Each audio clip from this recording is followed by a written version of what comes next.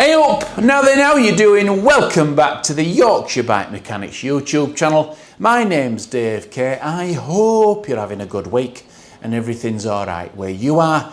We're at the beginning of June and it's lovely, lovely sunny, nice and warm weather, just right for biking. But today, in the workshop, we've got a humdinger of a video for you today. Something that's going to make sense to a lot of you. It's fairly easy to do. You don't need much equipment to do it, but it makes a massive difference to your e-bike motor. And we're going to refresh one. Okay, we're going to be installing this lovely Bosch refresh kit for a BDU motor. As I said, easy to do, something you can do at home. So let's crack on. So this little beauty here is an Orbea e-bike. Now I'm guessing it's probably around about 2019. But we're going to plug it into diagnostics just to get that information from it before we do anything else. Now it's a fairly straightforward job, as I've said before. What we're going to do basically is take this motor out, take the cover off it, replace it with a new refresher kit that we've got from Bosch. It will make it much quieter than what it is the minute. But just to show you how noisy this bike is at the moment, and it's simply bearing noise. There's nothing else wrong with this motor apart from poor bearings. So just take a listen to this.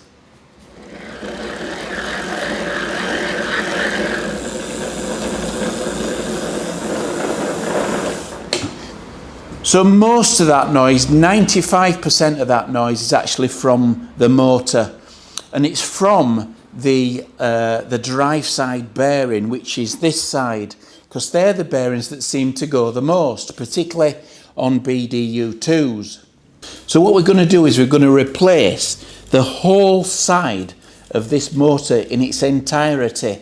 So what we'll do is I'll get my black mamba gloves on because I know I've been in trouble by some of you guys have said I should be wearing gloves, and you're right, I should be wearing gloves. So I'm going to put my black mamba gloves on and we're going to make a start. So let's get this refresher kit on the bench and I'll show you around it. Right. I'm fully black mamba'd up, as you can see, no excuse, so don't pick on me because I've got my gloves on. So, in this box, we've got a service kit for a BDU2 motor in black, okay? And in this kit, we get a big tub of grease, drive unit grease.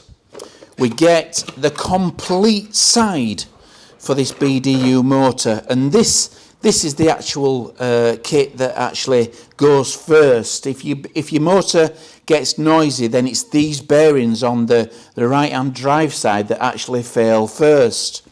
This is the one behind there that's the main culprit, the big one there. But with this kit, you get a complete side, including the drive cog, and everything else basically that you need to be able to refresh this motor and make it nice and quiet again. So what we'll basically do is we'll take the motor out of the bike and then we'll get it on the bench, take the side off, and then we'll get this new side in its place. Now there's certain things that we need to do obviously before we get to that point. So we'll go step by step and we'll make it fairly simple so you guys can have a go at this as well. So we'll put that to one side and we'll get back to the bike. First things first, we've made sure that the bike's nice and sturdy in a stand. Need to take the battery out. Fairly straightforward. This one clips out from the front and there's a key at the top. We just lift that out carefully and put that to one side. Next thing, let's get the chain off this front sprocket here. We'll just lift it off and just let that hang there to the left hand side. It doesn't get in his way. We don't need it to be anywhere else. We don't need to take it off. Okay, so next thing is crank arms. Let's get this crank arm off. Okay, so I've turned the bike round in the stand. I've undone the guard and I've actually dropped that off now. And the crank arm on the left hand, the non-drive side, I've taken that off and put that to one side. And that's left us with the left hand side of the motor. The cover needs to come off that so we can expose the connections as well. So we'll get on with that now. Now I need to say that Bosch will cover their motors for 2 years. Anything within that 2-year period will be covered under warranty. Now, Bosch are really, really good, and they'll actually extend that little warranty depending on what the problem is. So as soon as you start to take this motor to bits, your warranty is gone completely, okay? You cannot expect Bosch to have a look at your motor once you've actually undone these screws. The same applies to any motor that's been tampered with or chipped in any way, whether that's software based or whether it's actually speed box based or any other way.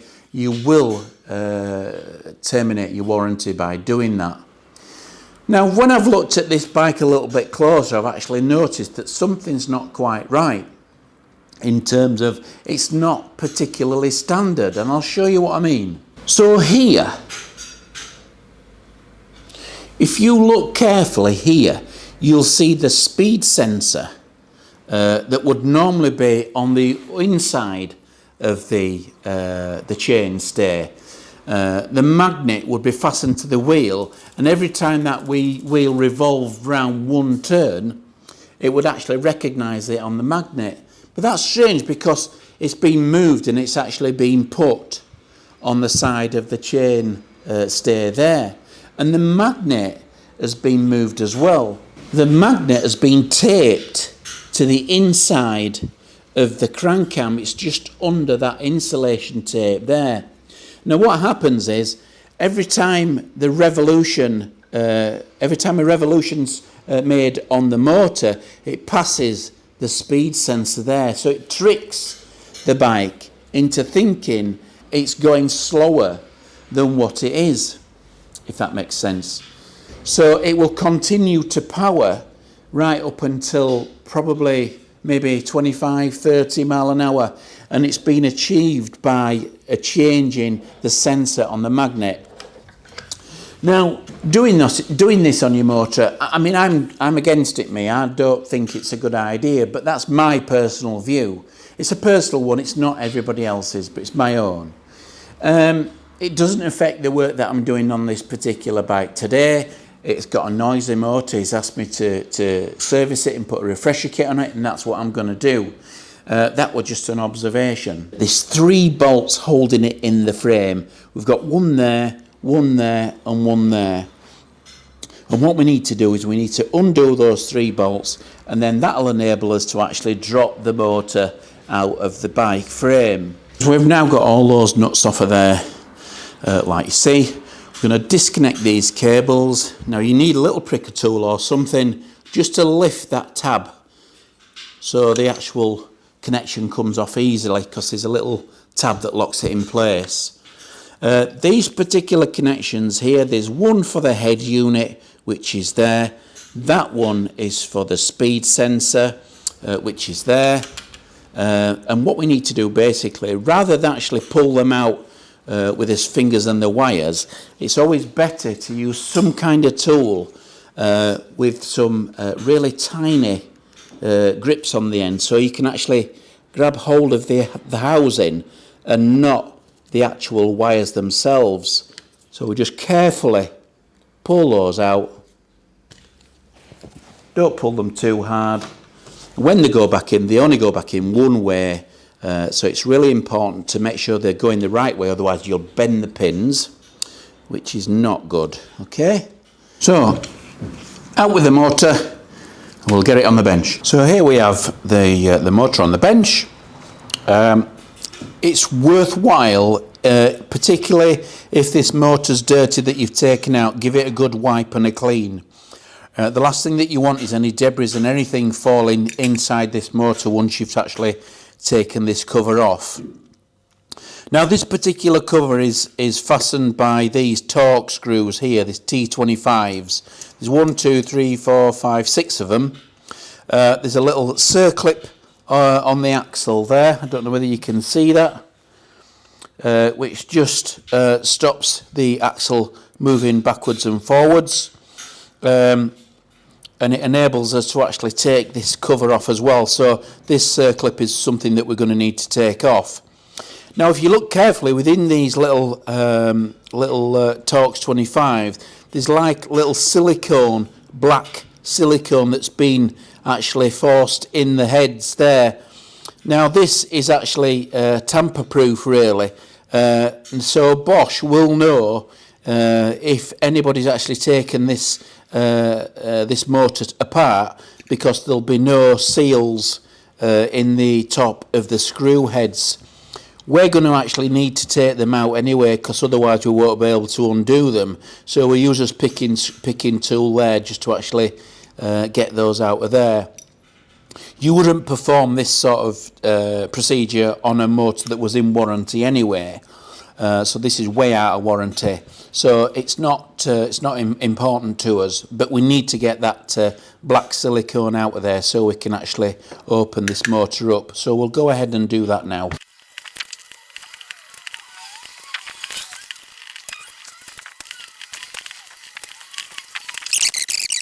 All these bolts are out now. Next thing to do is we'll get that circlip out, get that off and put that to one side.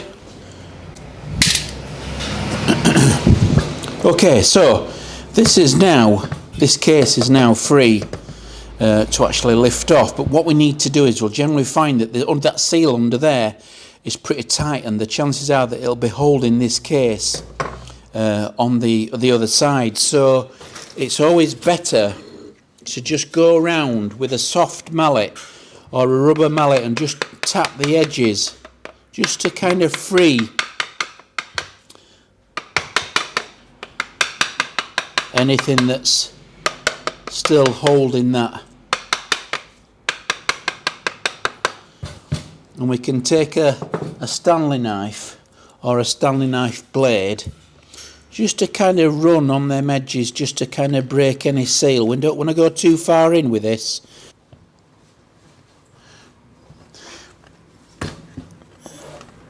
That's it, just very, very carefully until it gradually comes off the spindle, and you can see it's actually coming off there. You can see the gap. Okay, we just gradually lift it off until it just lifts off completely, like that. So we'll just put that one to one side, and we'll just have a look at the part that we're going to replace and the new part that we're going to replace. Okay, and you can see it's actually identical. So we've been really, really lucky with how that's actually come off. They don't come off like that all the time. As I said before, there can actually be a proper bugger. But we're lucky with this one. So if we can see on this particular occasion, this one here, the little sprag bearing has come out. So all we need to do basically is very carefully lift that out, and it comes out very, very carefully. There you go. Now that just fits in the new part there, and it goes straight in like that. Okay, and that is basically it. Now what we're going to do is we're just going to actually clean this off a little bit before we go ahead and put it back together. Put some fresh grease on it, okay, and give it a bit of a wipe. That if we look here, there's no water residue, there's no discoloration on the gears, so it's generally in good condition. So what we'll do, we'll just clean that off there. Yeah, just bob a little tiny piece on there, a little tiny job. You don't need a lot on there at all, just a really, really tiny bit. It's already got a little bit, okay, and then we'll just bob that in as new service kit side. There we are. Okay, perfect. We'll just give that a little clean as well while we're at it. Just clean those teeth there, just to get any muck or anything out of there. Okay, so we've greased his new side up. They've provided us with a lovely pot of drive unit grease. We've cleaned all the existing cogs there and got all the crap out. This is brilliant inside, as you can see. It's not a mark or a speck of muck inside there, so we're all right there. This particular shaft looks fine as well, so we'll just bob a little bit of grease on there. Drop this new side over the existing unit here. So very, very carefully, we'll just gradually holding that in place. Just slide it over the top, making sure that it all goes back as it should do. There we go. And you can feel it just as it goes into the right section. When the teeth slide into each other, you can actually feel it go down really, really nice. Now, you can actually buy some little foam rings that actually slot inside there, which stops any crap getting in. They're definitely worth buying, and we've got some here. And what we basically do is we take a fresh ring, okay, and we drop it down there and we push it in there, okay, and that stops any crap, any rubbish getting in there. But what we'll do is, before we push it down completely, what we'll do is we'll just put some grease in there. Spray that down there, not spray it, force it down there, okay? And what will happen is this particular sponge will soak the grease up and form a seal. That's it. And then in this particular seal kit, if you buy one, there's some new circlips. That's it. And we just push that down till it snaps in its place. There we go. And then that side, with that O-ring in there, is fully protected against any kind of water getting in there. It's really good stuff. The other side we don't need to touch. Okay, that's already sealed. We don't need to touch anything there. So all that's left to do now is to replace these screws.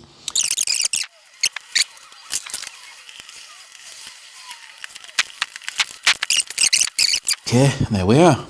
So, need to have a bit of a clear up because I'm a messy bugger. Put them to one side. Don't need them. And that's basically it. One new cover, motor refreshed, new bearings this side, re-grease, new foam rings. Job's a good one. All that's left to do now is to get it back in the bike and tested. Motor back in the bike. All we need to do now basically is tighten these bolts up. The recommendation is approximately 20 newton meters on these three big bolts here. We need to tighten the other Torx bolts in there as well. So let's get on with that now, and then we can connect it all back up. Okay, so let's put these in very, very carefully. And you'll feel when they're going in the right way, because they'll just push in very, very easily without any force. This one, the main power cable, goes in the back and it just clips on. Just put a little bit of Loctite on there. There we are. Get the chain back on. Ideally, looking at this, we could probably do with replacing this chain and this front ring here. But by the looks of it, but that's not what it's in for.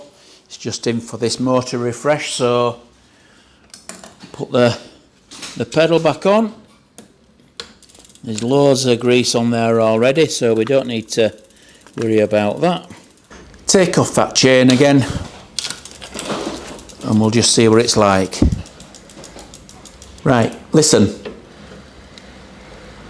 There we go. One quiet or fairly silent motor And if you can remember what it sounded like,